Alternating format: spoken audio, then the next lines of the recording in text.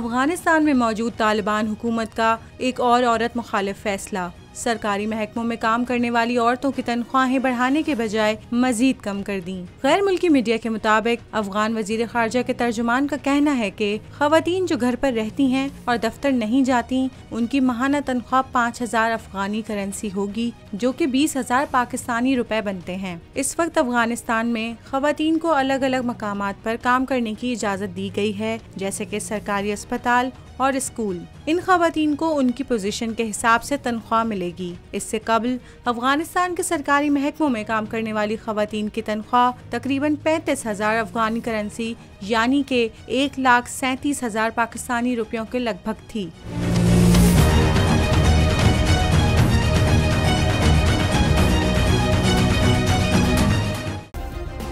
Subscribe करें और bell दबाएं ताकि कोई खबर रह न जाए।